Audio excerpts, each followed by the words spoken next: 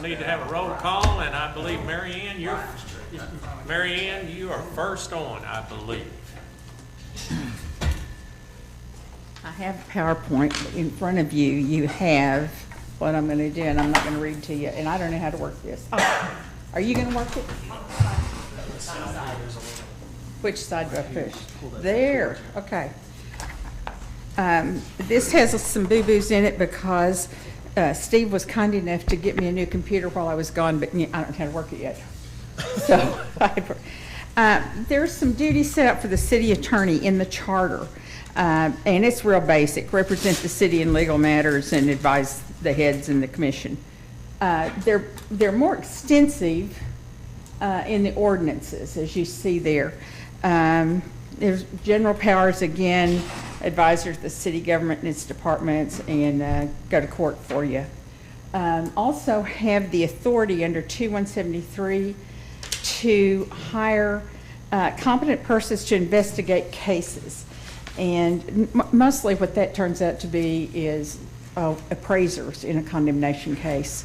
Occasionally we have to have other help, but that's basically it. Of course, we keep all the records of the lawsuits and so forth.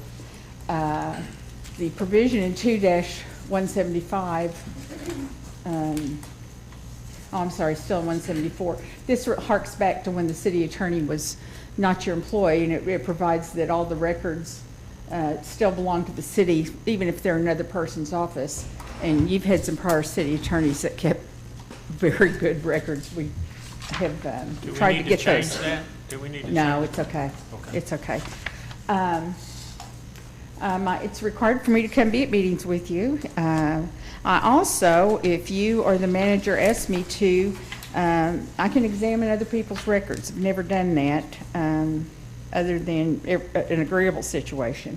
Also enforce our obligations and contracts, and do that sometimes by writing letters, calling people, and occasionally we have to sue someone.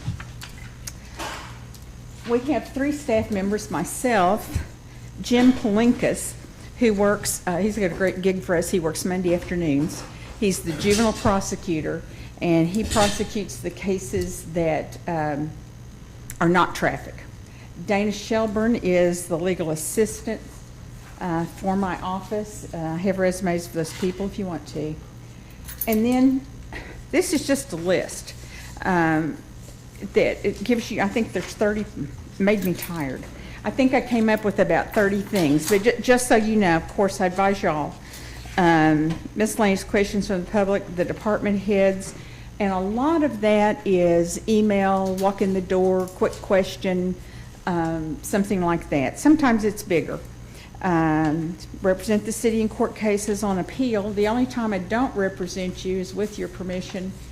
And the main reasons that I do not represent you on something would be workload, but more likely the location of the case, or that it requires expertise that is better available from somebody else. They don't do municipal work maybe, and I don't do whatever we need them to do.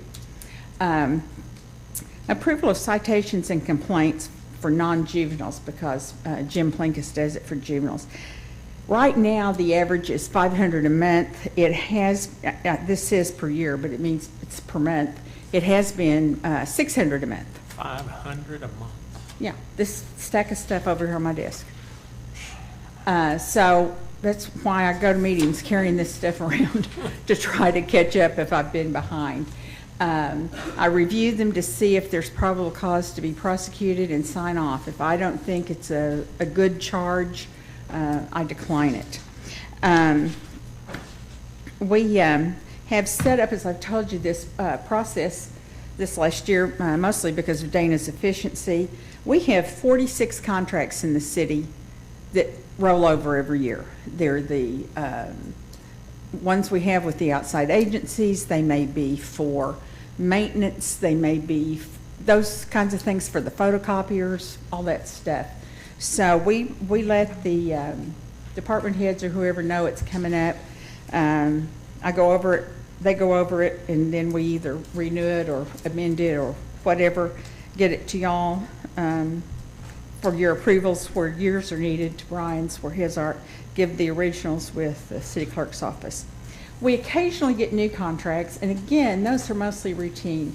But when we're doing something special with like architects and engineers, those professional groups have prepared form contracts where basically they don't have to promise to do anything, and we have to promise to pay no matter what, and they get all the documents, and it's enforceable in Delaware or something. So I have redone those to give us our own contract, then I argue with them. But those, and the contract for like construction of the pool, those take a fair amount of time and energy, and also they're harder for the department head. But most of the times, they're fairly routine. And again, this is, as something I mentioned there, we couldn't do this without the help of Dana. We have 2 bargaining units, police and fire. I do the negotiating with them with a team that includes Cindy Simontelli and Tammy Johnson. And then the chiefs are advisors and help us do that. And of course, we meet with Brian to prepare our proposals and review theirs. We do get grievances from police and fire unions, and I help process those and prepare our responses. And then if we go into arbitration on either of those issues, I represent us unless I'm potentially a witness. I assist in internal investigations, disciplinary issues. Sometimes it's real obvious and sometimes not so. And mostly I'm assisting Tammy and a department head with that. Sometimes we also have to use the police in those. Human Resources prepares most city policies that are personnel and those kinds of things. And of course, Brian signs off. And then there's another set of policies that are city manager's policies, and I work with them to develop those and sign off from legal. We also provide some advice to the Shawnee Housing Authority. We issue their collection letters once a month and basically tell them they've got to go see somebody at Cindy's office and pay their money. And that mostly works. I think sometimes it gets a little, but we haven't had to sue anybody. We occasionally discharge people and then they petition for unemployment. Tammy does a super job of this, so it's real easy for me to help her prepare and then for me to present our position. I think the only 2 that we have lost since I've been here, and again, this is Tammy, not me, we pretty much need going in. It was just worth us to get the person out the door, and if we lost, that's just a price of doing business. Draft your ordinances. The only ones I don't draft are when you're doing financing and you're amending the retirement plan and that kind of stuff. I review those and look them over, but I don't do the detail of drafting of those. Again, that's not my expertise. I also do some training. I meet periodically with the police in their shifts. I just sent them a little training email today and answered a question that has come up. But I also work with helping people get their agendas ready and that kind of stuff. Come on. Update the city code. Why is that not coming to me, Steve? There it is. I'm almost through with that. We've made a plan to block out Tuesdays for me to work on it. So far, I haven't been able to. We have people that are charged with an offense and they don't have anything else on the record and so forth, and they ask for a deferred sentence. So I review all their records, the driving record and their record with us and so forth. If they're eligible, I prepare a document that they can sign the day they come in. If they're not eligible, the court clerk lets them know.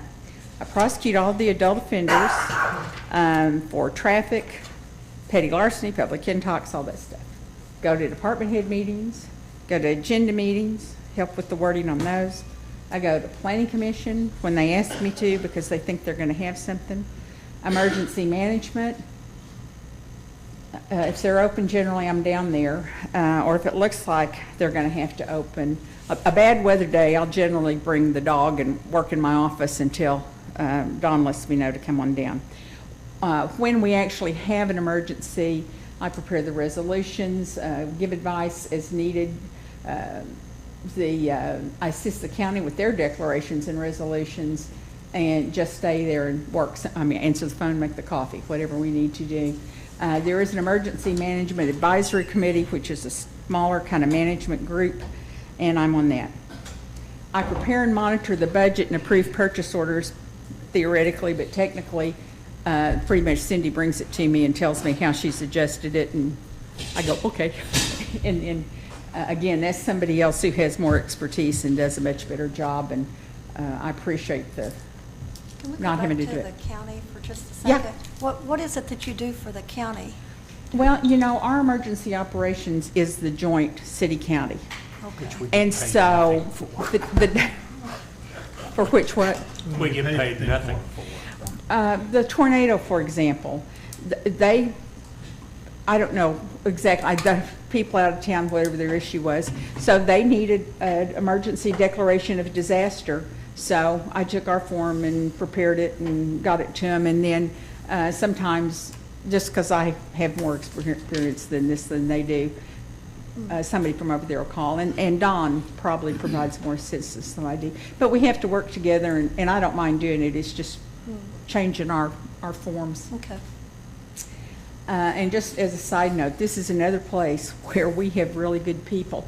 Since the tornado, I've made either 3 or 4 presentations for the OML on emergency management, and people come up to me and tell me what a star Don Lynch is, or I find out how poorly prepared they are.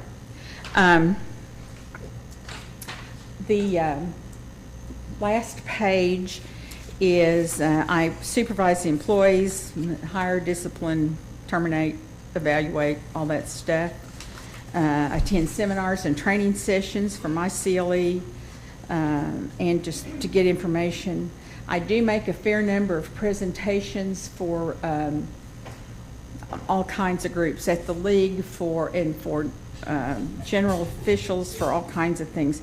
I have about 4 that I just update, and just when I say I'll never do another one, I end up doing the emergency directors, but I do try to keep it simple. Review open records requests that come into the city clerk. We work on that together. Then if I need to help gather the documents, I do that. And then I review all the documents to make sure there's nothing confidential being released. Since Dana has come, she and Carrie, the city manager's assistant, I've really been able to work together so that pretty much somebody's always there to answer the phone, handle citizen requests, greet them, send them right place, all that. Also, Dana has the ability to prepare drafts of routine pleadings, ordinances, so forth, so that I can come in and review and revise and approve them. It saves me a lot of time. She's also working with the city clerk's staff to help coordinate the tort claims, because those require investigations and dealing with our insurance company and that kind of thing. General counsel for the municipal authority and the airport authority, and this is one of those, I hate it, I love it, and glad to do it, and that's, I don't care what time of day or night it is, I answer a phone when the cop calls. Because they most of them won't call me unless they really need to. Also have supervision over the municipal courts clerk's office. Again, hiring, discipline, termination, evaluation. Those are, however, the city manager's employees. They are not my employees. That's the clerk, 2 assistant clerks, 2 full-time marshal, and a marshal that I share with James Bryce in the park. Same thing with their budget, help them with processes for operation. Legal advice to the marshals, again, a phone call I take no matter what. You see the names of the folks there. I think it's really important to understand the clerk's office also provides assistance to the municipal judge, and I have nothing to do with that. That's between him and them. He uses their bailiffs and marshals and all those kind of things in the courtroom, and that's absolutely in the judge's purview, and I don't do that. Do we still have our warrant officer? Yes, the marshals, that's what the marshals are. Again, we've got employees really working to improve themselves. The court clerk is 1 course away from being certified by the Court Clerks Association. The other 2, the assistants, have started training. All 3 marshals, the full-time and the part-time, are CLEAT certified. They've been through the school. 2 of them have served as police officers here and then somewhere else and now do that. In addition to being bailiffs and serving warrants for us. They work with the Pottawatomie County Sheriff to serve warrants, and they provide backup for our own police department in a variety of situations. Because we work with Pot County works with us, lets us have better warrant sweeps. We do have 2 so-called vehicles. We're pretty much, we're not absolutely, I think the bottom of the chain goes into the parks, but we have, we're glad to have them. They work, but some of them we can't get parts for. But we have one primarily for transporting people who've been arrested. We have one that we used to consider unmarked, but I don't think they're, I think everybody knows them.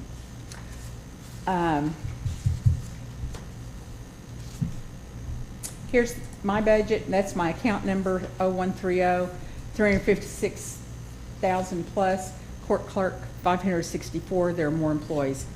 Have a blank here. Our uncollected fines are $2 million plus or minus. And here's why. Some of them are just old. They weren't issued in this century. Those people are dead. They've left the area. They never lived in the area. They're still in jail. We have that many that just add up to that. We also have a significant number of people that owe in excess of $5,000. They're mostly people convicted of public intoxication. They habitually offend. They literally leave the jail, go across the street to the convenience store, buy beer, and we have them again in 24 hours. They can't pay. They don't have any money. They're couch surfing. We can't put them in jail for inability to pay, only for refusal to pay, but it's $44 a night for us to have them in jail that we're never going to get. Can we have a work gang? Well, Work them? again, their offense is public intoxication. So, no. They can't bend over and pick up paper and trash, huh? I think I'd be reluctant from a safety point of view. I think the risk manager would tell you no. Just like we don't let folks who have petty larceny convictions work where there are offices. And you No, can't at let the them, time. and you can't let them catch. Huh? I was gonna say, you can't let them caddy for you either. No. There you go. We could send them out to caddy for you. Yes, Ms. Avery. At one time, didn't we look at some of these really old cases and talk about some method to write them off? Well, and that has been the problem, is that Cindy's going to work this year with the auditors, with the changes in the accounting principles. It's kind of hard. But, you know, Oklahoma City has like 60 million. Everybody's got them. So we know they're worthless. It's just a matter of getting them off the books. And just for your information, for the books purposes, for like our CAFR, we do an allowance for what we don't think it's going to be, so it's not on our books technically. I mean, it shows $2 million, but we may write off 1.7 or make an allowance for it, so it's adjusted on our books. If there's a certain, Go ahead, I'm sorry, Steve. there's a certain amount of money involved administratively with tracking all that and keeping it. So Exactly. it's a shame it can't be written off and just start over. Well, you know, as I've mentioned in here somewhere, if we haven't found them in 6 months, they're not here, because the guys just, the things they do. Quick question, I may have overlooked it. Your office budget and the court clerk's office and the judge and his deal, maybe Brian, you might help me on this, or somebody, basically it's about his salary, right?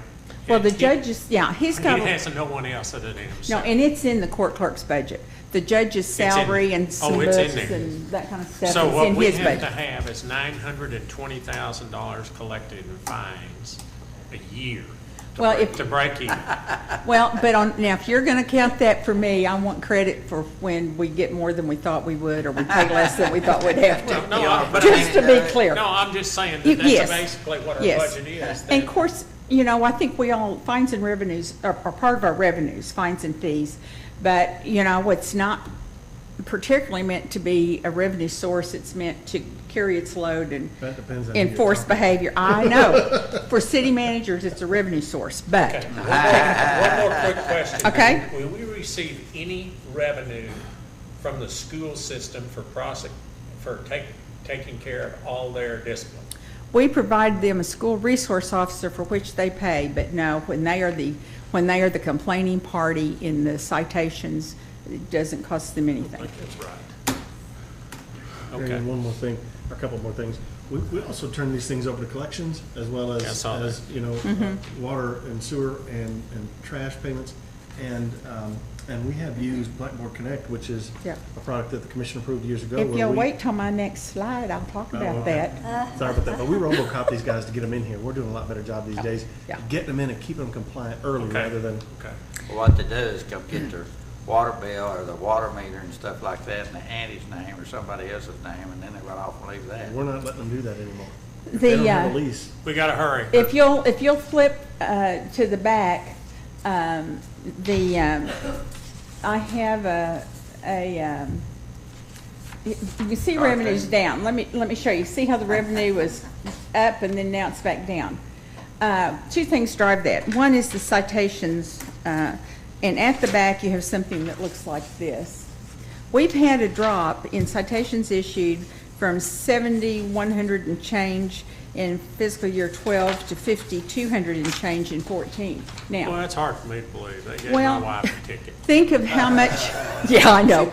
But it was only one. We tried and tried, Wes, but it's all we could catch her at, even with you calling and turning her in. The main reason this drops is because of the number of officers available. And several things affect that. One is they're short because they have a slot they haven't filled or people in training. But the main thing is they're not available because they're working drugs and violent crimes and home invasions and murders and the kinds of things you've been seeing in the paper. So it's more important for them to get a clearance on a felony than on a speeding ticket, and we certainly understand that. Our reduced revenues do not in any way relate to how many calls for service they're getting. The ability to collect is the other thing, and we've talked a little bit about that. But here are the things that we've done with our new team. We do skip trace, city utility accounts, employment. They drive by people's houses, they write letters, all those things. They use Blackboard Connect. They do warrant sweeps. You have charts that I think are B and C, and what you have, it shows the percent of court revenues that come from warrants and the number of warrants issued and cleared by the fiscal year. As you can see, we made a dramatic increase from 12 to 13 because our guys started doing all the things they needed to have been doing. As Brian mentioned, we're using a collection agency. They get 30% of what they collect, but the defendant pays that, we don't. The state of Oklahoma has finally finished its computer program that will allow them to deduct fines that are owed to us from tax returns. I don't know how effective that's going to be. It'll mean trying to get Social Security numbers in the field, which is hard to do from, drunks. And, a lot of the folks we can't collect money from are off the grid. They live on cash. They they probably don't file their tax returns if they don't buy a car tag and carry insurance and get their license renewed. So I don't know how effective that's going to be, but, on the theory, every little bit helps. We're going to do that. As I mentioned earlier, if our guys can't find them within 6 months, they're not around here. In your collection in numbers, the 30%, we use a collection agency. Yes. After they take their 30% out, the money they collected is in your collection numbers, right? That you're giving us? Yes, we get the total amount, Right, but we. Right, that's okay. I just Yeah, didn't but know to if it was clear in it, your they, total number. yeah, that's in our total numbers. Okay. And, we get some money from that. It's not terrific for one thing. We're getting the low-hanging fruit as fast as we can before they get it. Because it's just easier for us to deal with it because we pick them up and bring them to jail. And then, the mattresses at the jail are lined with money. And I may be done. Let's see. I am.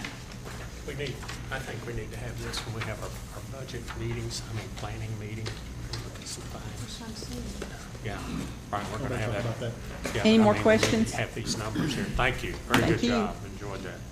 Any other questions, anybody? Okay, if not, then, Mr. Jackson.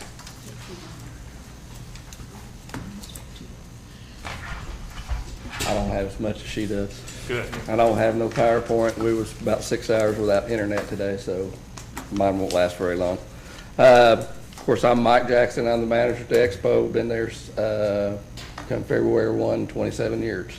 Of course, the Expo also is run by a trust authority that in January 5th of 1976 was established. It's a Title 60 trust with the city of Shawnee as the beneficiary. The trust has 7-member board, which 4 of them are appointed by the mayor, 2 by the county, and 1 city manager by his appointment consists of the board. Their responsibilities are they oversee the financials. They meet once a month with the financials, and we have certain amounts of whenever we go out for bids on jobs that exceed my dollar amount, they approve that. Basically, almost what the city commission does here is what they do also, and everything. That, and like I say, that was established in 1976 whenever the Expo was becoming thought about and everything. We have, currently at the Expo, we have 11 full-time employees that we're supposed to have, but right now we're 3 down, so we're lacking on employees right now, and those positions are myself as the operations manager. I have an administrative assistant, and I have 1 supervisor and 8 maintenance 1 hands is what we're supposed to have currently. And I'm sure that there's been a bunch of department heads, just like everybody else, that needs more help and everything else. And we're one of them that could certainly use more employees. I'd kind of like to have an assistant myself, assistant manager, to take on more responsibilities, because right now my responsibilities are booking events, budget, going to tons of meetings, meeting with potential customers that want to lease the facility. Just numerous from the rodeo. I do all the sponsorships on the rodeo, take care of not necessarily hiring them, but going out and looking for all the personnel for it, the stock, everything. So I even go out and work in the barns and get on a tractor and a piece of equipment from time to time. So we definitely could use more help out there.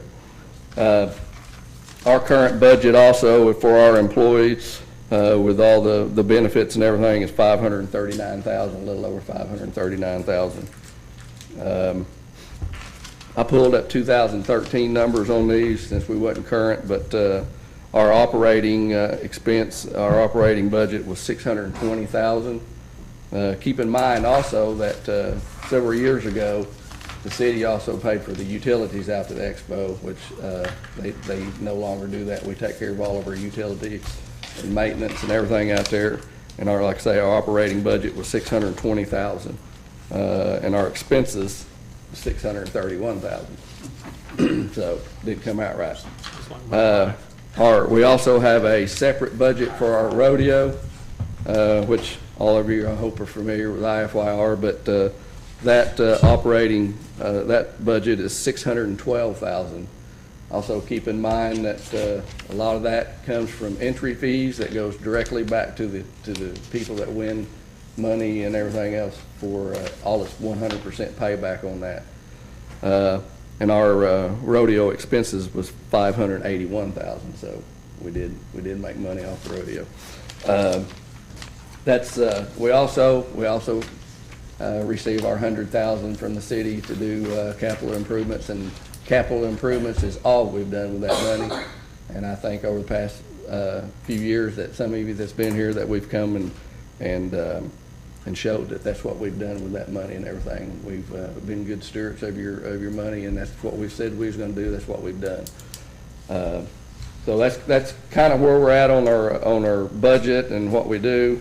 Just some small things about. I said that we could always use more employees and everything.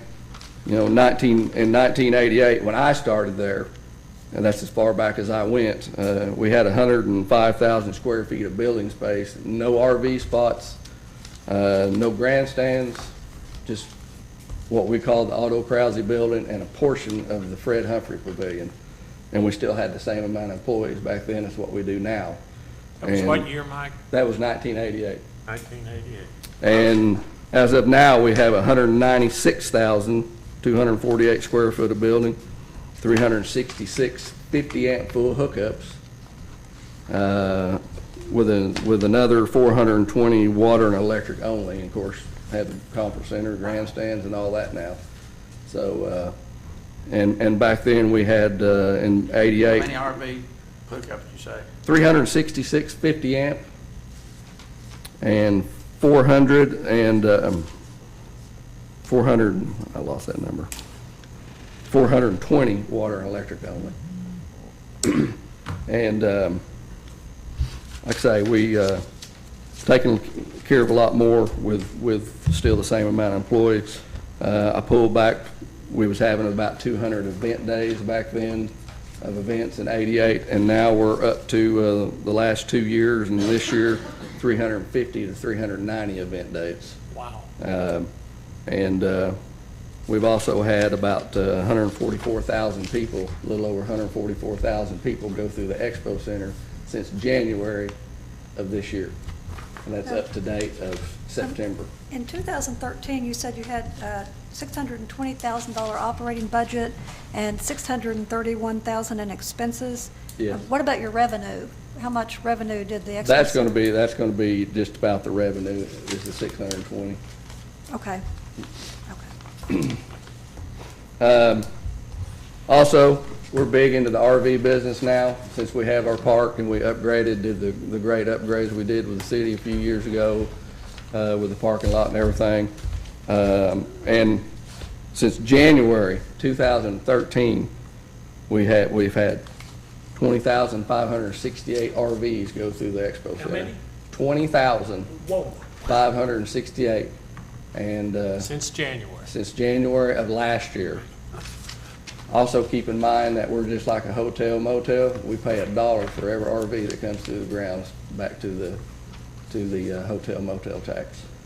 So that's why we try to do what we did with the RV industry. RV industry is a big deal there. Just think about all these rigs that come through here and how many people were spending money in Shawnee and everything. Also got to realize that part of that stay was last year we had the pipeline that went through here, and our park stayed full for about 4 months almost. So we definitely missed that revenue, that's for sure. Outside of the rodeo, what's your biggest revenue generator? Good big RV rallies will be good ones. I mean, Like if you Good get, Sam's?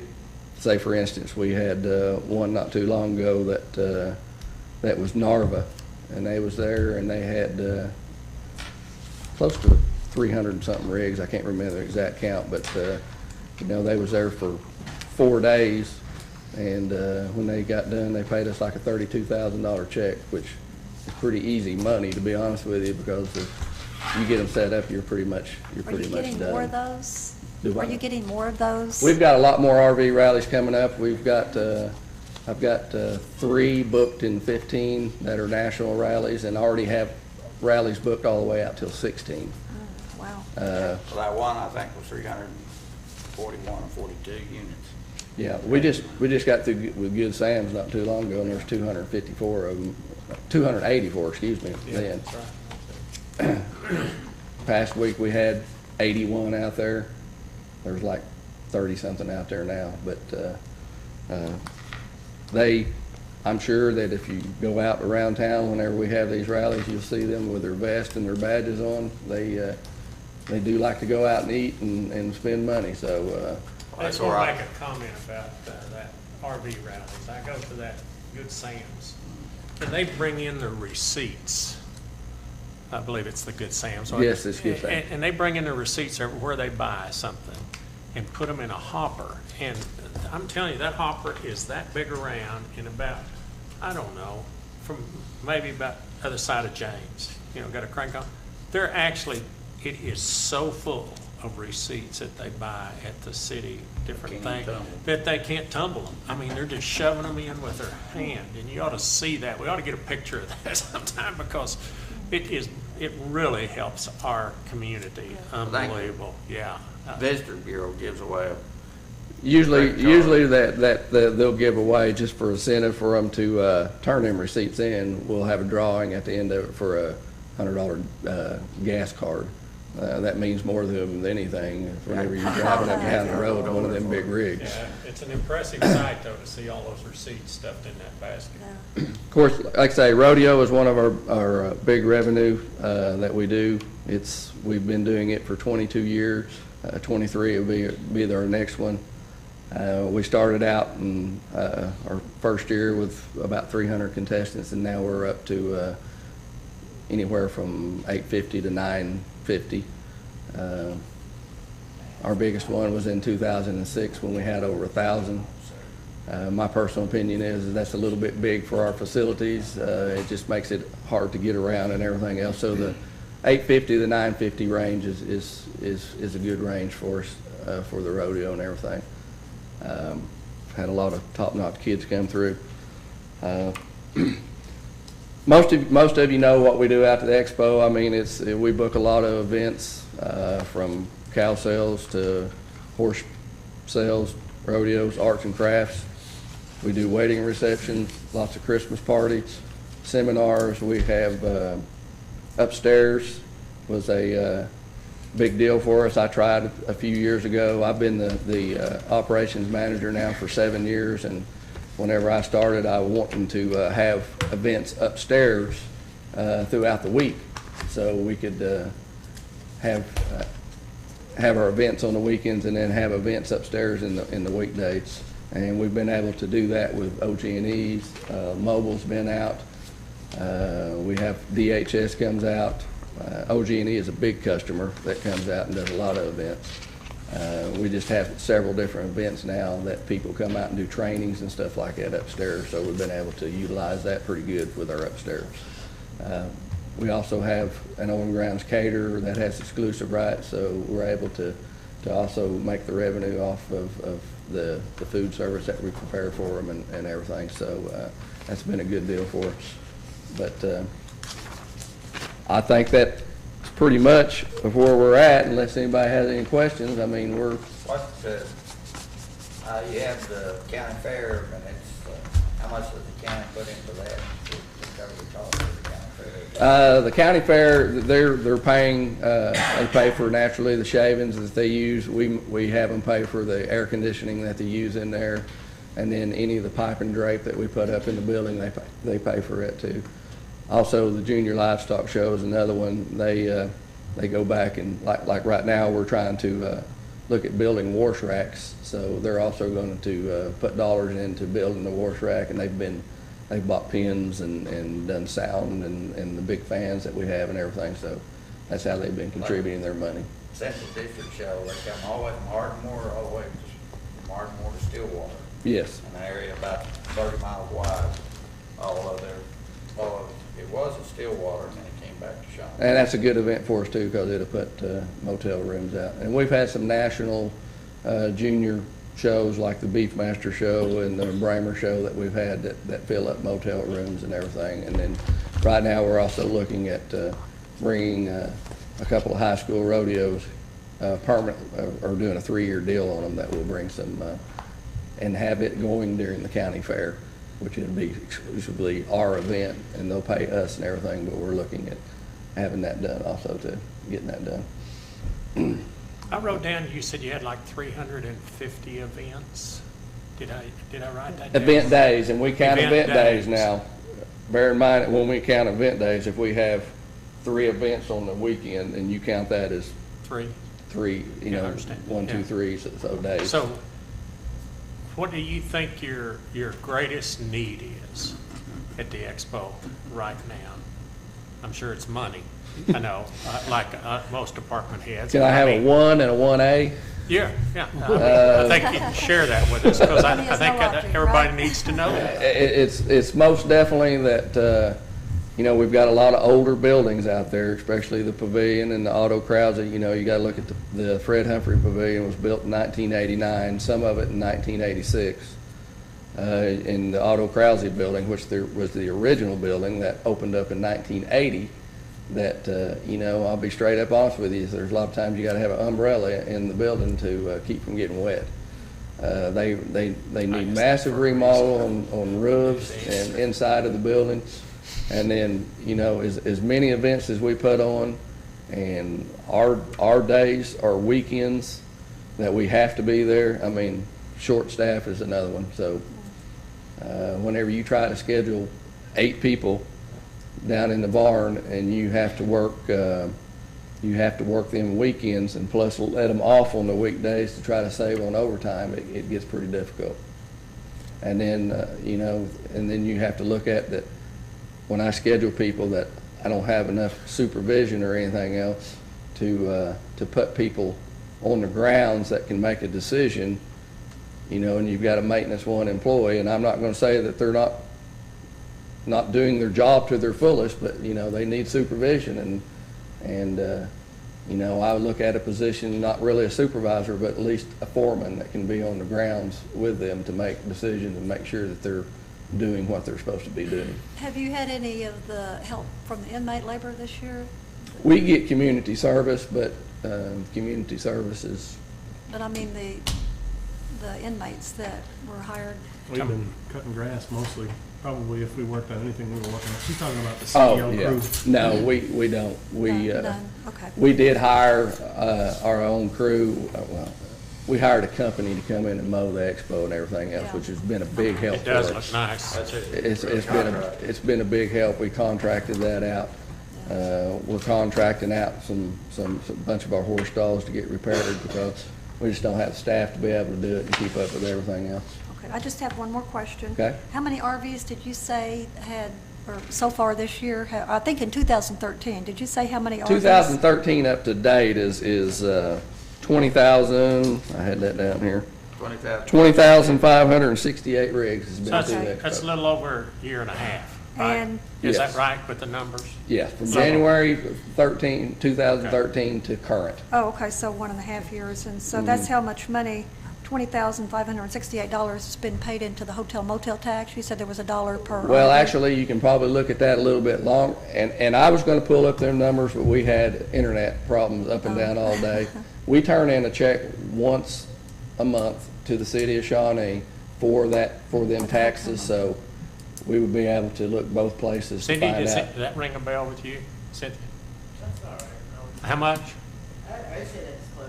Pretty Some close, of them, okay. they only get $1, they don't get. Right. Yeah, I it's understand only- that. it's Not only $1. 5%, but, And then in turn, we keep 1%, 99% of the time. right. So how many It's dollars? $1 per night. I understand that, but how many dollars do you think total that would be? Oh, Just guessing. Huh? About 20,000. 20,000? Okay. okay. He said 20,000 RVs come through. Yeah, but you also it's that gotta look $1 at- a Out of them night. 20,000, some of them may have stayed 4 or 5 nights. That's right. So you're just gonna have to look, like I say, I was gonna pull that number up, but, Well, that's I would okay. be curious to know if you find out, if you wouldn't mind well, I can sending us. definitely find out if my Okay, internet that stay up. information. Okay. And I'll let you know, because it's gonna be, I'm gonna say it's gonna be 30, 40,000 Yeah. myself. There's some months I've seen checks for like $2,500. Yeah, Usually during the rodeo, like when we get done with the rodeo, we'll turn one in and it'll be about 3,000 or so. yeah. But we we fill out the same form that the hotel motels are sent and turn it in and everything, so. Yeah, okay. That's very good. You know, when you first come into office, you wonder about the expo and you see all those things, but when you really get involved in it, you have to say, that's the #1 tourist attraction we have in this whole city by far, and probably the county, you know. Well, And I can't. think too that, I'm sorry, No, that go not everything has to have a return on investment when you're a government, like a municipal government. You know, sometimes you just have to give things back to the people for their taxpayer dollars that they pay. And I think that the Expo Center, with the Pottawatomie County Free Fair, and all the other facilities that offer for people that are kids, you know, that participate in the programs like FFA and things like that, I think you give back to the community. And I think that that's just as important as an ROI, or Right. it's important anyhow. And we do certainly do a lot of youth events out there. I mean, it's not just junior livestock or anything else. I mean, you come out to Central Districts here at the first week in February, and you'll see a lot of kids out there from several different counties. Right. So We do Plus, have we a lot don't of do a kids. good job, and it's not an easy thing, and I'm not sure we can do it. Measure how much they spend in our town, you know, We've like hired he people to said. try to do it. Yeah, James It's says he difficult. filled up his RV, that when he got back this weekend here in town, it was how many dollars? $285. And I'm gonna tell you what, I mean, those RVs back there, I've seen them when they're having those things, they're in service stations and they're buying food at Walmart, they're buying wherever Oh, they're wait, buying it. Well, you know, you get people come in the office all the time that ask, where can I go buy tires at? Where can I go? First question that you usually get asked a lot is, where's Walmart? I mean, everybody wants to know where Walmart is. I mean, so, I mean, there's no way that they cannot be spending money in town. Yep, you're right. So, We just gotta look at it hard and figure out a way we could get you some more money and keep that place from crumbling to the ground. we That's what appreciate worries it. me. If we haven't fixed the roof on it and since those dates, and what'll happen is, I believe, if we don't do that, people are gonna quit coming. I think you're right. So, we're gonna have to spend a little money to get money back down the road, probably, Okay. hopefully. Okay. Thank y'all. Mr. Nam, You see that? The way she at the parade.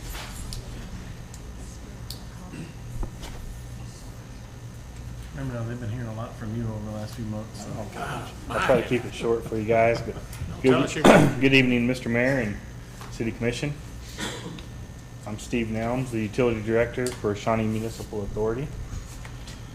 Just a little history here. The Shawnee Municipal Authority is a 501c3 public trust that was created by a trust indenture and accepted by and for the City of Shawnee on November 11th, 1968.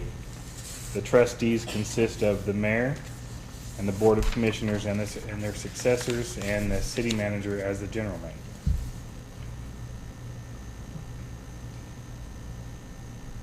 What'd you say, 1964?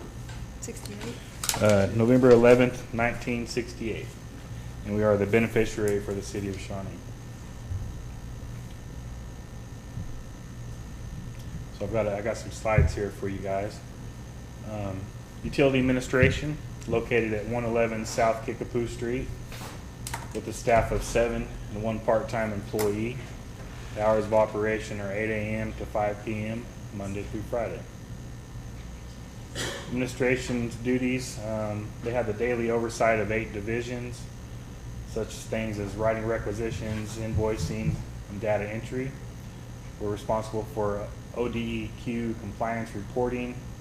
We oversee the industrial pretreatment and solid waste program, GIS data development and implementation, and we dispatch calls to the employees in the field.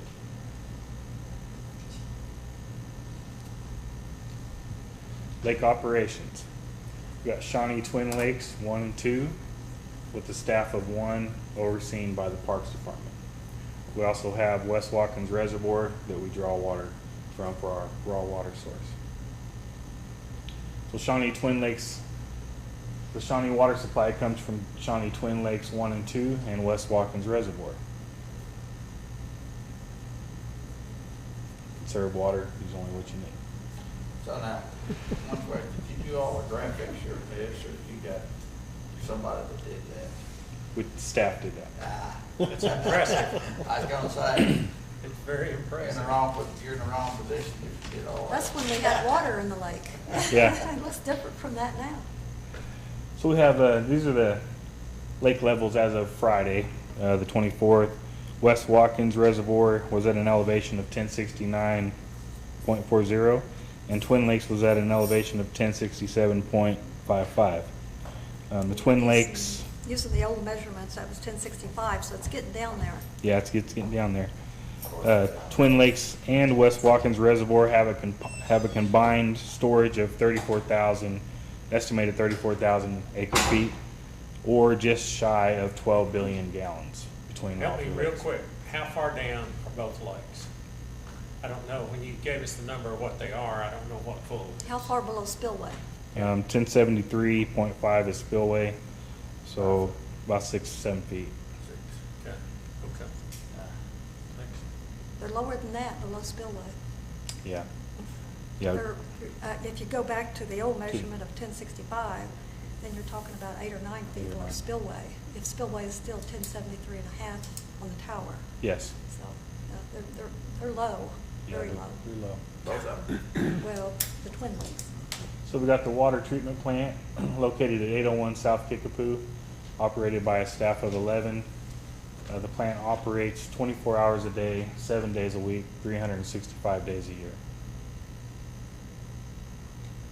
The water treatment plant is a surface water treatment plant built in 1980. Treats raw water from Twin Lakes and West Watkins.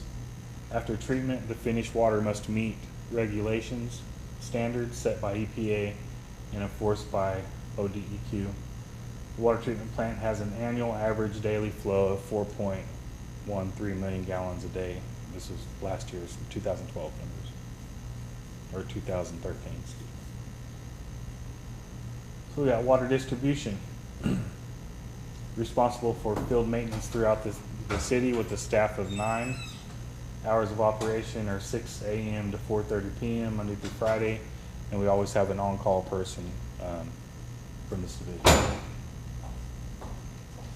Water distribution is responsible for 194 miles of water lines throughout the city. They're also responsible for repairing all water leaks within the city limits, and employees work in all weather conditions. As you can tell in these slides here, last December it was below freezing when they were working this main break. And so they're in there, they're getting wet, hands are freezing, it's 20 degrees. So they work in the heat, in the wet, in the weather, in the winter, and they're very good at their jobs. Water distribution is also responsible for repairing, replacing, and servicing over 11,500 water meters that range in size from a 5/8 meter up to an 8-inch meter. We do have some larger meters on the raw water lines that are about an 18-inch meter, but we don't mess with those too often. So now we have the valve crew. It's responsible for the field maintenance throughout the city with a staff of 4. Their hours of operation are 6 a.m. to 4:30 p.m. Monday through Friday, and they also commit a guy to be on call, an employee to be on call. What's all that purple stuff on the screen? Those are the water lines, and the red ones are the fire hydrants. Wow. Yes. So that's their service area that they're responsible for. You know how many, He knows where one. you know approximately how many valves and hydrants we have? Did I miss that? So the valve crew is responsible for repairing and maintaining an estimated 2,804 valves, along with over 1,400 fire hydrants and counting. The valve crew assists with repairs of the water main breaks by shutting down the water lines in a timely manner. And the newly acquired equipment has greatly improved cleaning, exercising, and documenting the valve specs. And the valves are continually increasing every day, or each day with each project, so that number will continue to rise also. We have the North Side Wastewater Treatment Plant located at 43-100 Yards Lake Road, operated by a staff of 7. The North Side plant operates 24 hours a day, 7 days a week, 365 days a year. This is an activated sludge plant built in 1982 that treats wastewater to acceptable levels set by EPA and enforced by ODEQ, with an annual average daily flow of 1.67 million gallons a day. The effluent discharges to the North Canadian River.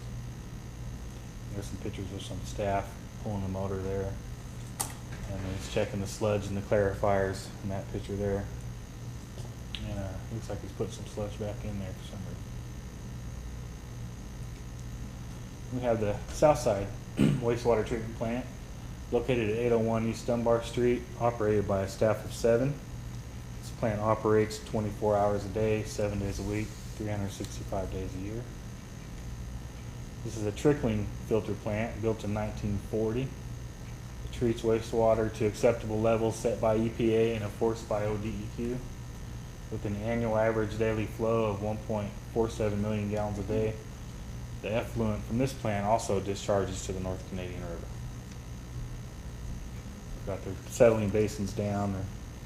I think they're replacing the track on their settling basins there and cleaning the clarifiers. We have our, settling pond, or what are you gonna call it, repaired down there now. It is, yeah, it is.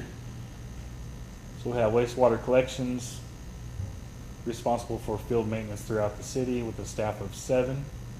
They are hours of operation 6 a.m. to 4:30 p.m. Monday through Friday, and they also commit an on-call person to the on-call.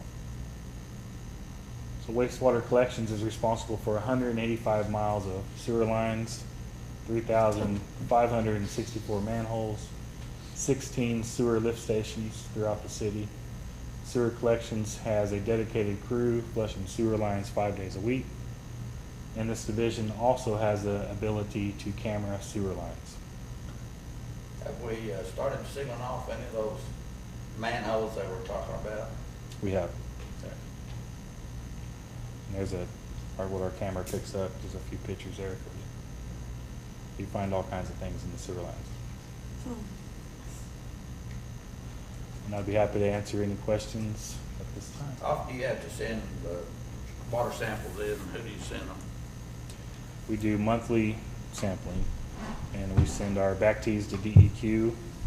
We send our TOC SUVAs, chlorite, to Accurate every month. So who do you send them to? Accurate Environmentals and DEQ. Is it do they report it to the state, or do you have someone we hire, or what? DEQ is the state, so their samples we take directly to them. They'll sample, give us the results, pass or fail, and then Accurate is a laboratory that we use for technical samples that we can't do in-house. But they monitor the water the employees do, don't they? And the Continually? employees do Yeah. sample every day in-house. Well, I knew that you had to send it in, 'cause, you know, Yeah. Yeah, we do. in school, like, when I was out of Bethel, we had to send it in, I thought it was once or twice a month, to, Mhm. when we had our own wells, water supply. Well, I think we cannot give enough recognition to those fellows that are out in those holes at midnight or whatever it is, in the cold or whatever it is. I'm telling you, those are special people, and I'm not, I think, we recognize the firemen and the policemen, but I say this, those guys are special people for our community and what they do to keep us having water. They are. In the middle, they are to be commended. If I had the money, I'd sure have a big barbecue for them. Thank you. They do a great job. Are We you try- taking water out of the West Watkins Reservoir right now? We are not right now. We're You're waiting for the not? temperature to get down a little bit. Oh, okay. So it looks like people aren't using a lot of water. It's not dropping very fast according to the chart. Yeah, it's not. Yeah. Okay. We're planning to do it shortly. We just don't want to do it prematurely. And Yeah, as have the a weather taste of Notre cools, Dame. I guess you'll switch back Yeah. over to getting most of your water there. Is Tecumseh taking water out of West Watkins, do you know? I haven't checked this week, but they have been. They have the last been? couple of weeks. Okay. Yeah, they've been drawing. How do we measure if they get 15% and we get 85 based on what we paid for and all those things? How is that measured? By acre feet, acre And feet we of have the a lake. meter that measures how much Tecumseh gets, and we have a meter that tells how much we get, and then We do. two cities compare that. Yeah, we've got the key to read their meter. They've got the key to read our meter. Okay. We can read it at any day. Okay. At what point do we go into voluntary rationing? I think it's 1064, elevation 1064, but That was under the old guidelines, right? yeah, so it'll be 1066 now. And we're at 1060. 1067 and a half. Okay. Wow. Yeah. And you know what? You go to a coffee shop or whatever it is, and people just are astounded that our lake is down. They think we've just had tons of rain. Yeah. And I wish we could publish a picture of the lake about every month, the level and the spillway, because people will say, golly, we don't have any water Water shortage. between Yeah. the two lakes still, Little bit, right? little bit. Yeah, It's so not as low as it has been.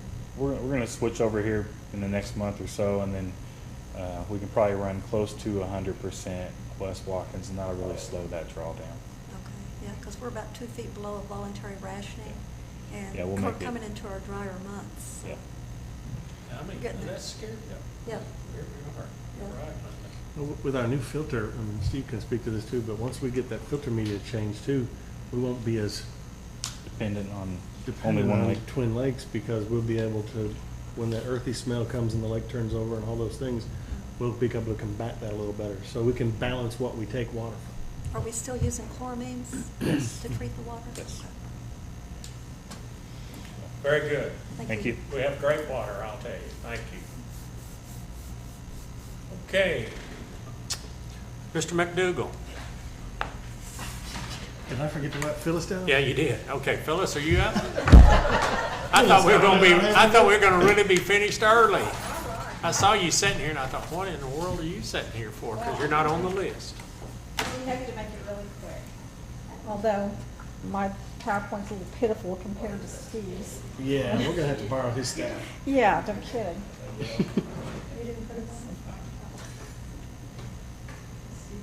Have you ever seen a t-shirt? Go ahead. Okay. You're in charge. All right. As most of you know, maybe not Commissioner Vogel, but most of you know that I'm over 2 departments, City Clerk's Department and Customer Service Utility Billing. They aren't connected in any way. One is totally funded out of SMA, which is utility billing. The other is funded out of general fund. So I'm working with 2 separate budgets. All of my employees in customer service are paid for out of the SMA fund. But I think I'll go ahead and start with the city clerk's office. It's designated in the charter that you have to have a city clerk. I'm sure all cities do. It's just one of those things. It says the city clerk is the keeper of the seal, which maybe meant something more important than it does now. I just have it in a drawer so, in my office. And we're the primary service agent for the city, which means any lawsuits, any type of process serving needs to be done, comes to the city clerk's office. The primary duties and responsibilities, one of the most interesting parts of my duties is the record keeping, and we have a lot of historical documents, some of them dating prior to statehood. So a lot of that, I get a lot of interest in people calling concerning that, but I have the very first original code book from the city of Shawnee, dated 1894. I have the original petition where people signed in pencil to make Shawnee a city or an incorporated town. And I have the original book of ordinances back from 1894. Our documents are stored in our vault in the city clerk's office, our most recent documents. We have ordinances, resolutions, minutes of meetings, and contracts and easements are usually right there in our clerk's office so we can find them readily. We also have documents stored at the Record Center, which is in the Public Works Building. And all departments store documents through the city clerk's office. We take them out there and store them. We have a system, an electronic system that we can locate the boxes. It's pretty much organized now. It didn't used to be that way, but we're much more organized now. Almost all documents have a shelf life. We don't have to keep things forever and ever. The Oklahoma statutes are clear on what we can destroy and when we can destroy them. So we go once a year, sometimes twice a year, look for destruction dates, and then we have a shredding company that comes and takes care of those documents. Excuse me, Phyllis, are you required to have hard documents kept, or can you microfilm them or whatever it is and do that? We ran, well, for a long time they microfilmed the documents. Okay. And unfortunately, we had a microfilm reader that can no longer read those documents any longer. So for years, technology has just outgrew our ability to do that. So there have been years of minutes, for instance, of city commission meetings that were on microfilm. We can't even get parts for the machine any longer. So right now, what we do is we scan, save the documents electronically, but we still have a lot of hard copies. Eventually, we'll all be getting away from paper and going to electronic. But at the moment, we have a lot of So you have two backups for the documents, one scanned and one is a Yes. hard copy. Yeah, at this point, yes, At we this do. point. The one thing I think that I need more than anything, I have enough personnel, I'm fine. You know, I think just, we've all outgrown City Hall, but we're on top of each other, but we're living with that. But I really need secure storage. Right now, I don't feel confident with my storage situation. I'd like to have underground storage at some point that's readily accessible. We can store in Oklahoma City at their underground storage places. That's not really good for us when we need a document. We usually need it in the next 30 minutes, not. So we're looking into some solutions. You probably know that.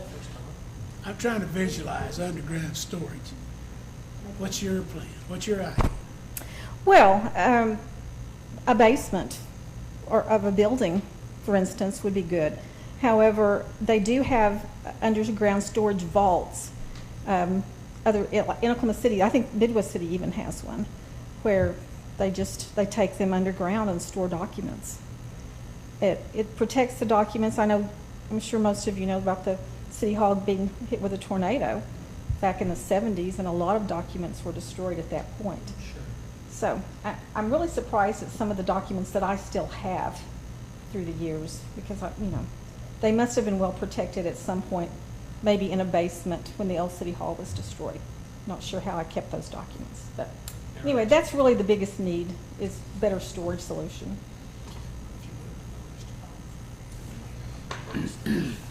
Another primary duty, which you're well aware of, is agenda preparation. We prepare 24 regular agendas a year and all the special calls. We're usually always working on an agenda, whether it's the one we've got going on now, the one after that. We're always in a constant state of doing an agenda. Last year we had 9 special call agendas. I'm pretty sure we probably surpassed that so far this year. This was in 2013. James probably remembers our old agenda packets that were about this thick.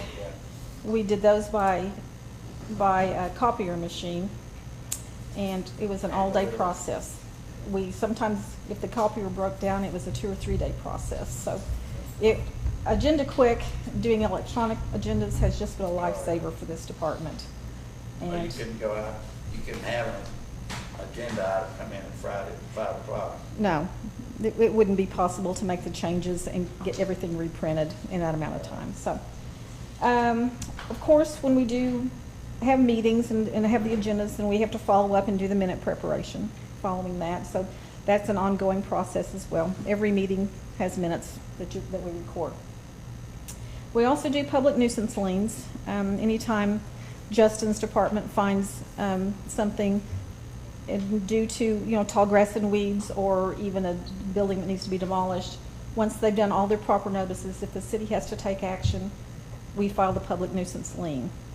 In 2013, we filed 255 public nuisance liens, and so far in 2014, we filed 217. So we still have to go till, this was fiscal year, so we're still going to June 30, so I'm sure we'll surpass last year's.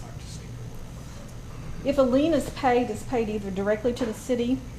At mowing lien, that you have 30 days. At demolition, you have 6 months to pay before it's put on the tax rolls. At that point, if we haven't received payment, we certify it to the county, and they put the lien on the tax roll. If the property is ever sold or auctioned, we get our money at some point. Yeah, I see us destroying all these houses, and I'm sure has any of that been sold and money came back to the city yet? On some occasions, we It have. has? Okay, I I'm wouldn't just say curious. we have a large percentage Okay, that's- collection okay, that way. That's all right. But we do, occasionally, we'll get, especially on the mowing liens, we do get a lot of those paid. Demolitions are a little bit different because it's a large amount of money, usually. Can you serve those on other government entities, like HUD? No. You mean a HUD property that needs to be mowed or something? I don't believe so. We've never done that before. I think they're pretty cooperative though, aren't they? Yeah. I mean, Setting some of their needs. there's a lot of county-owned properties and a lot of city-owned properties, and I think both entities try to keep, at least keep, you know, the government-owned properties well-maintained. We also are in charge of all the open record requests that come to the city. Even if it's not something I can do myself, we coordinate the response. So if it comes in, we'll give it to the right department, they'll respond to it, and then we will coordinate the response to the requesting party. We prepare the incoming and outgoing mail every day.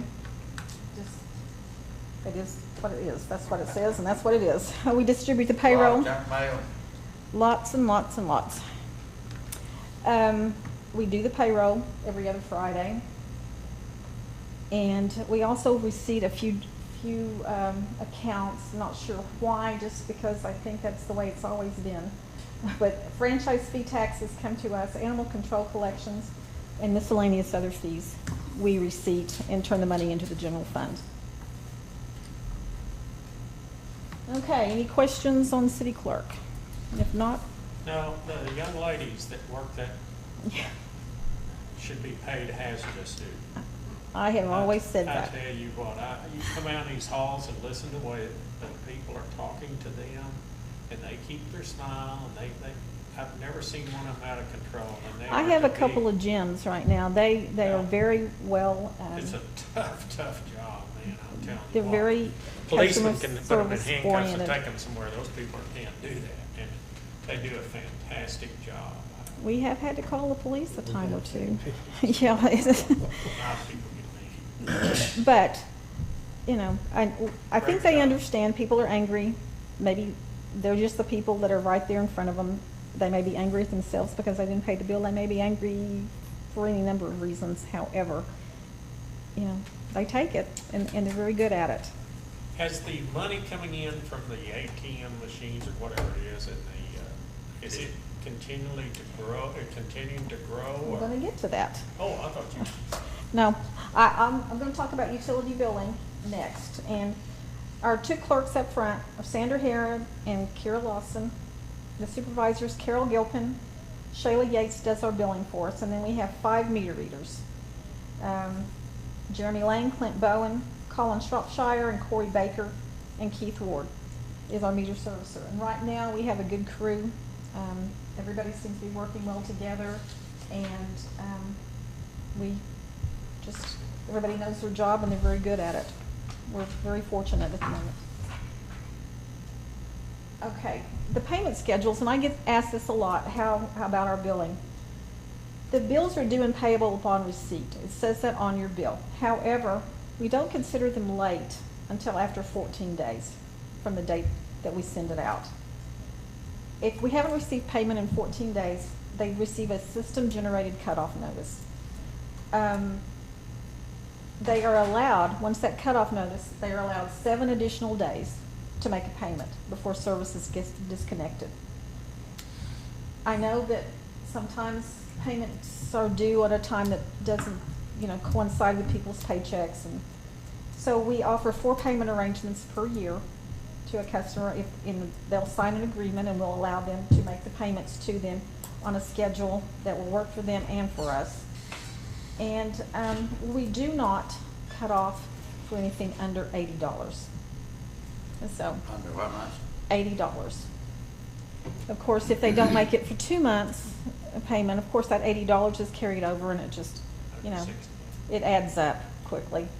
I know you all do this, but if you receive a complaint from a customer that you feel is a valid complaint or something you would like to check out, contact me. Don't hesitate, and I'll be happy to get to the bottom of the issue. A lot of times people don't understand their bills, or they don't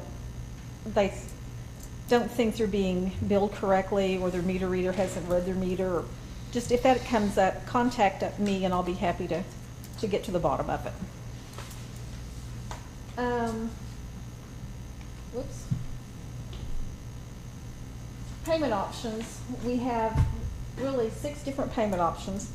You can pay in person at City Hall. You can pay by mail, credit card by phone, and then the online credit card payment, which recently we took the fee off of as of a few months ago. It's really been too soon for me to get kind of any kind of reading regarding whether those kind of payments have picked up or not. I think it was like the 1st of September when we stopped the fee on that. But I expect that our credit card online payments will increase because we're not charging a fee. The city is eating that fee down. We have the bank draft and the kiosks that are located in the Homeland stores and at the Shawnee Tag office. Last year, we brought in $212,281.32 paid at the kiosk, and they had 2573 uses from that many different people using it, or that many uses. In the first 9 months of this year, we have surpassed those numbers already. Wow. So every month, if I look, if not every month, then every quarter, we've brought in more than we did the quarter before. It seems to me that that's really catching on. It's a convenient way for people that work out of town or whatever can pay their bill if they can't get down to City Hall and they don't have any other method to pay. Has it taken the workload off of the people at City Hall at all? It has helped. We still have plenty of people that want to come in and hand the bill to someone, and I would still say that probably mail is our biggest payment option that people use. Seems to be we still get a lot of mail, but all these other options seem to be increasing as well. So I can foresee a time when people go toward the computer payments and the online phone payments more than the mail. Mail isn't as trustworthy. I mean, you mail it expecting it to make it by the due date, and sometimes it doesn't make it by the due date. So if you make a phone payment or you make a credit card payment, you know it's being credited right that minute. So I think people are starting to go that direction. But we have, and I don't have it on the slide, but we have a policy the girls have started a couple of years ago where they do their own collections. If someone comes to our office and tries to start an account and they have an old bill, they have to settle that bill before we open up a new account for them. We check landlords. If they put down a tenant that's going to be living with them, we call the landlord to make sure that those tenants are both going to be living there. We check the tenant's old bills as well. We brought in $44,000 last year in just using those kind of collection practices. So I think that's my last slide. If you have any questions on that. Great job. All right. So, are we making any progress on you and Steve on the electronic meters? Well, Big Steve, I mean, it seems to be in the works. What's that about? What's that mean? I got about 100 meters left of GPS before we can do the propaganda study to see what will actually need the towers. Okay. We can Thank take you. right to get it going. We're also taking a look potentially at partnering up with OG&E for their wireless mesh network too. Yeah, I remember that. I forgot that, Brian. Don't know if it's gonna work out financially or not, but we're trying to work it out and see if it could be less expensive Well, I for can us. tell you me that when you pull out the electric meter, there'll be somebody there. Pretty quick. Thanks, commissioners, for coming in to sit with us 3 odd Mondays in a row. I'm really proud of our staff, and I want to make sure you guys know them personally if you need to. They're very, very good at what they do. And you take time out of your schedules to do this, and we really appreciate it. I will be as brief as I told everyone else to be, and I only did 6 slides. I do work with you guys a lot more on a regular basis than they do. It's a pleasure for me to work with you guys. You were elected by the citizens to represent them, and I'm very pleased to be a public servant and provide the services that the manager's office does for you. The manager's office has a staff of 2. It's just me and Carrie. By trade, my background is planning, city planning. So Justin and I get along pretty well because we kind of can talk each other's talk. When I decided to go into the city management business, some of my friends said, "Okay, so you want to go chase cats and dogs every day for a living?" And I said, "No, I'm a public servant. I like doing that. I want to continue doing it, and I enjoy doing it." Carrie is my executive assistant, and she is working on her certified municipal officials certification through OML. I'd kind of paraphrased, unlike our city attorney that actually just took documents right out of the charter. I sort of paraphrased in this slide and said, your city manager and is the chief executive officer of the city. We see that laws and ordinances are enforced. We appoint and remove all subordinate officers of the city. Some other duties that are just assigned to the office very briefly: special event permits. If you're having a street closed down or you need a whole park or something along those lines, you come to our office, particularly if you need barricades, police, electricity, that kind of thing. You have to fill out a special event permit. Special projects here or there that come along, such as branding or the PR campaign that we did earlier this year. Those are the types of things that come through. Right now, in the absence of a public information officer, when that needs to happen, it comes out of my office typically. Although police and fire do an excellent job of working with the press to get those things out when they have incidences in their department. And of course, the biggest thing that we do in my department is we are the complaint department. Most of the time that's external complaints, sometimes it's internal complaints, but it is what we do, and the small things are the ones that usually can get big in a hurry, so we try to attack those quick. I also serve as the CML treasurer, City Managers Association. I'm the treasurer this year. I've served as District 6 representative for the last couple of years, and they asked me to step up and be treasurer. It really doesn't require any more time. I just have to write a few checks here or there. And of course, my office does a lot of speaking at OML or City Managers Association conferences, Rotary, Lions, Kiwanis Club, AARP, and the occasional Tea Party group that the staff got me all worried about going to speak to because they thought that they were going to be bad, but they were actually very good. Sort of some things that, and we're going to, after we do this, Carrie's going to be looking at y'all's schedule so that we can get a city commission retreat together. My office, the reason I exist is to take the initiatives that come from the commission, and then we put those into action as a staff.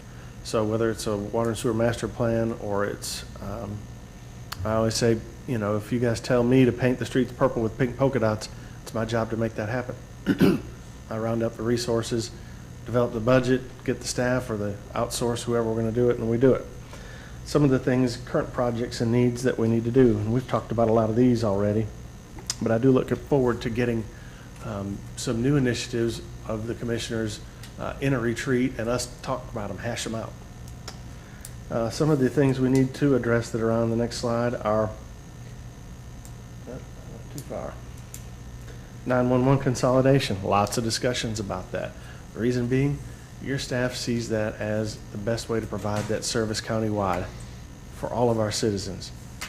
And so we see that as a priority. And sometimes we can't make those things happen, but we need to keep them on the front burner.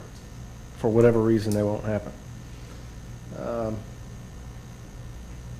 Stabilization of our workforce. We've got a fair amount of turnover at the city. We've managed a bunch of that. Some of the lower paid positions are something that we need to deal with. And I don't think that we're in and of itself any different than any other business in Shawnee.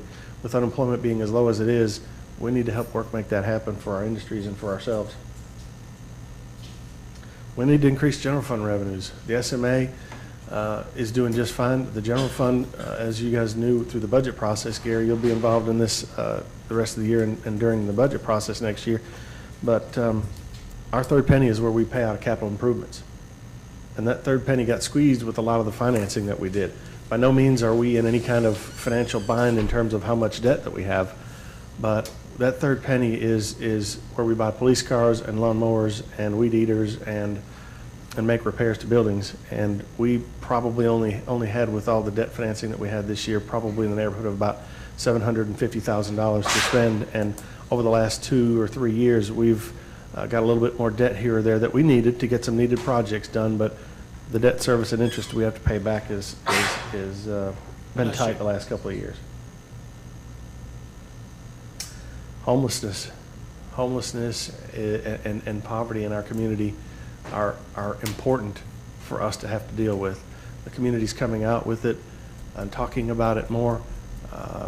Without saying a whole lot more, there's a lot of great things going on, but there's still a lot more work to do. Harold. Yes, sir. Because we're just down the street from that smoke shop over there on Independence.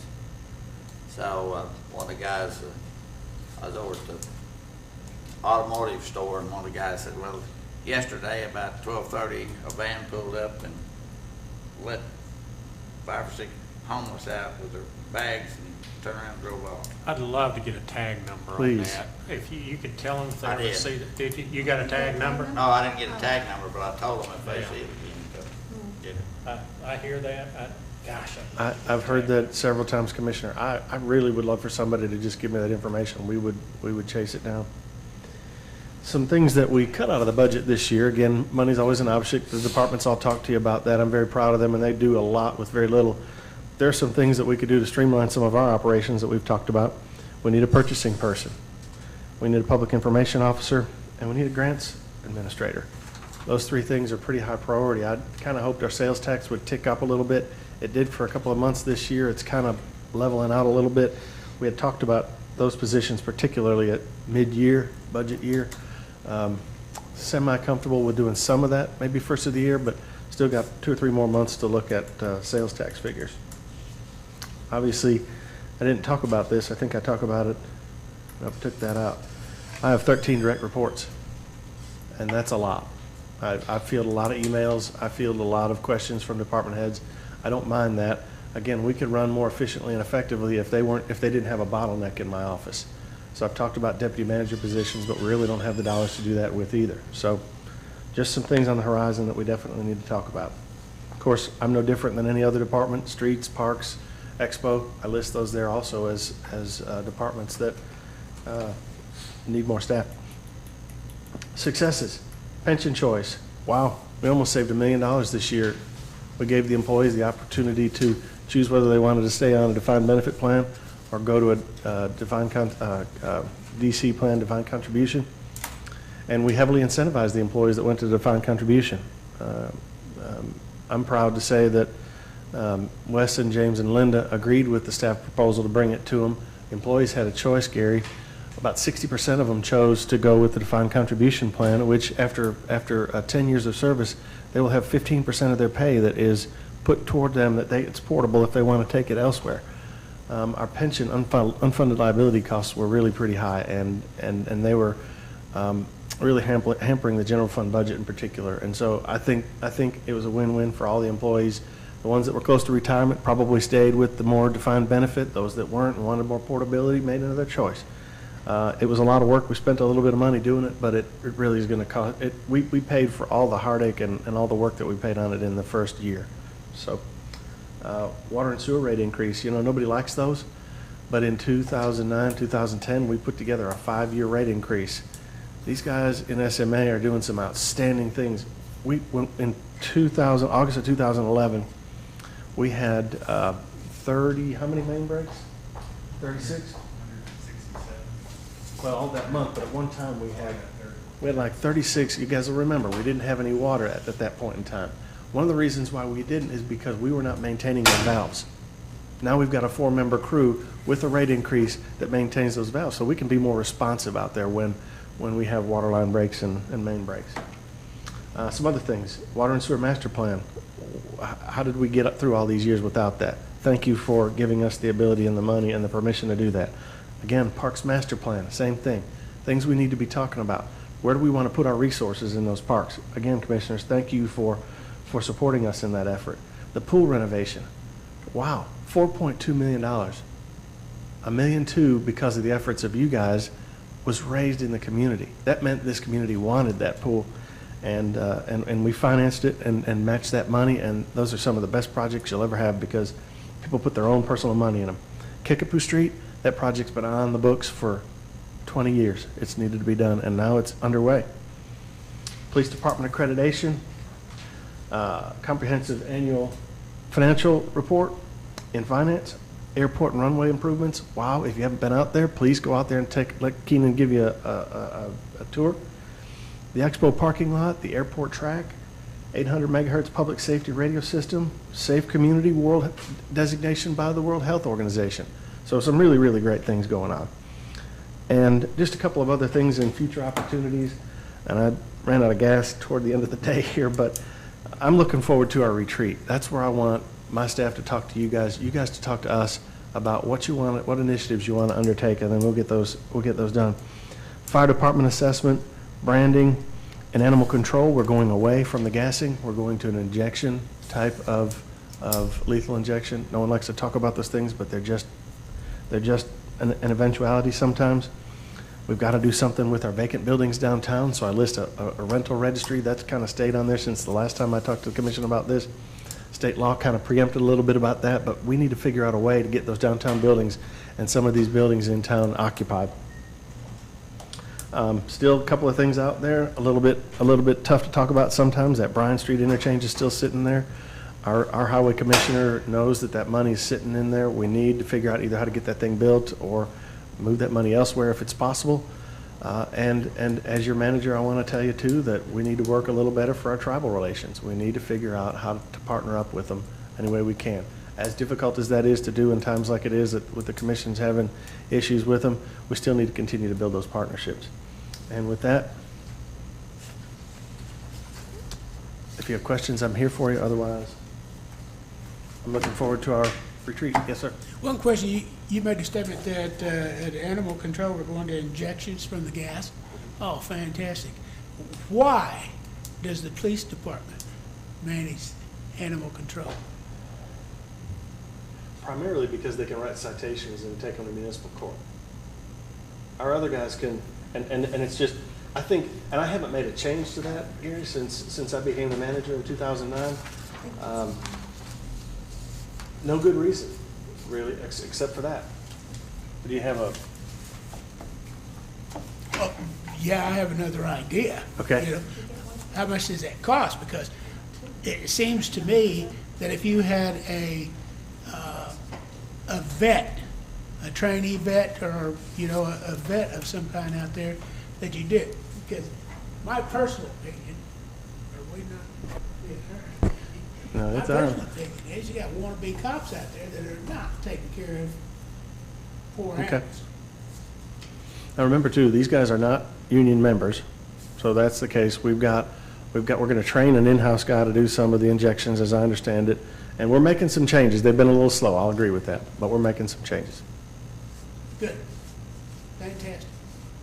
How long do you think it'll be before we have that injection? I understand that there's only, state offers classes, and since we're only one of about 3 cities that is not injecting in the state, that we don't know when a class is going to be. Seems to me like to get the heat off of some of us, we could get that a little more quicker if we have to figure out a way to pay them $500 to come down here and train our people or something. Is there a way to do that? I know the guys are working on it, Mayor. I haven't had an update in a while. I'll get one and get it to you guys. Okay, well, I don't need it, I'm just saying, and it makes sense if the state does the class and there's only 3 cities left to do it, they're not gonna Yeah. schedule a lot of them. Right. But maybe they're not in as big a hurry as we are.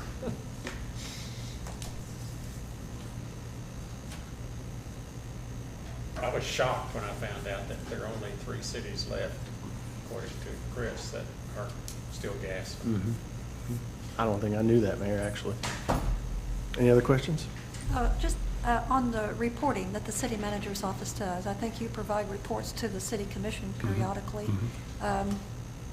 Is that like quarterly that we're supposed to get a report by? We were doing them weekly, and they got to be a little bit repetitious, so we moved them to bi-weekly and got a little off this summer with vacations and all that. Been a cities- while since we've seen one. I think the city's charter actually says either monthly or on a regular basis. Okay, we might want to take a look at the structure of those reports. Because it looks to me like those are department head reports in detail to you. And I think what I'd like to see as a commissioner is something on a little higher level with the status update, not necessarily a repeat of every Okay. week, of what's happened. But I'd also like to know more about what your initiatives are outside of the routine duties and just an update on what's going on. There are probably some new initiatives and people you're talking to and things you're doing that we probably don't know anything about. And so I'd like to see maybe us to revamp that report a little bit. Or at least my portion of it. Yes. Okay, okay. I can do more. I tend to err on the more simple side, simply because some of the things I'm working on are just not ready to be, out there. If I'm working with the Main Street program to talk about homelessness, well, I attended a meeting, but I can try to beef that up some more. Okay, and one thing that comes to mind is, is there anything happening with the PCDA? That, I know you are on that board and attend those meetings, and Not a thing's happening. nothing's happening? Okay. Well, Maybe no, if we could In just- Brian, fact, that's I'm- really not, I mean, we're working on the maintenance of West Watkins with them and getting a list of duties. And I was invited to that meeting. but- Well, that has the city commission created it. I mean, if this is what you're talking about, Linda, I'll tell you, I'm frustrated with PCDA because they need to be trying to get new customers, and I go to those meetings every month, and I don't get any attention to that. But Mayor we have an advisory committee that was created by the city commission years ago. You guys get those minutes in your packet. The unfortunate part about it is all the participants aren't showing up, so it's not very engaging when they go. Yeah. But those agenda minutes should be in there, if that's I know that's what Wes was referring to, but is there something in particular at PCDA that, If there's not anything going on, no, but if there's some new initiative and maybe, I guess we do get a report that says whether they're making a profit or not, or what the status of that is, or new yeah, customers. we get their or audit every year, and whether they're taking on new customers or losing customers, or, just, I don't really know enough to even ask the right questions. It's pretty Because I haven't static. been involved, in that at all. So I don't know. But, just at a high level, any new initiatives even, if you're talking to people about something, rather than us find out about it after it's a done deal or when it shows up in our packet, if we could just kind of have an idea of any new initiatives that you're taking on. sure. And again, not anything real detailed, but just enough information so that we know what's going on. Sure. Can you comment about just a little bit more, the chief spoke about it, but about the money that we're receiving from the state attorney general about our crime area? I don't know if y'all are up to speed on that, and it's kind of, the chief referred to it in his presentation a week or so ago, but they've identified a certain area that's the highest crime area in the city, and it surprised me where it was. Do you remember where the chief said that was? Probably more in I'll just be general about it and Sure. say the southeast quadrant of the city. But it's north of Highland, southwest, isn't it? southwest quadrant. North of Highland and Kickapoo and something. It's that general area of south of Wallace and west of Broadway, essentially. And we've had a lot of crime in that area. So what the AG's office does is it is paying for overtime for the officers. So the officers are taking the chief up on that, and they're going out and they've done some door hangers on doors to let them know what was going on. Knocking on doors and telling people they're doing. They've been on It's really foot kind of out there and had a couple of arrests with some folks that were wanted, and they've done some bike patrol out there, and we're taking a bite out of crime one bit at a time in that neighborhood to try and combat the crime. And that's overtime's expensive, but the officers that are good that work the nights, if you work 11 to 7, that's when some of that stuff starts to creep up. A couple of hours of overtime in those active crime hours really helps. We try to get every one of those grants we can. You sure had a rash of them, it seems like, in the last few weeks. sure No did. crimes, plus Chief's heart, everybody's. Nasty stuff. Some rough stuff. Marion's right, our crime rate's been up, so the officers can't be more proactive with, traffic stops and DUIs and things like that, because they're getting 100 to 200 calls in an evening for 9 officers. 100 to A couple of weeks ago, we had like 127 calls in one shift in an evening. I mean, if you've got 10 guys on there, that means each one of them is dealing with 12 of them. Some of them are, I saw somebody out the window, and some of them were, they busted in my door, Some take more time than others. Thank you. Thank you. Please note, we're getting out early. Thanks to their presentations being shorter. I thought that was 8 o'clock. Goal was 8 o'clock. Thank you to each and every one of you commissioners for coming. And thanks to the city staff for doing this. I know, Yeah. Really appreciate it. I'll pass that. lamb fries tonight, come back. Yeah, I do too.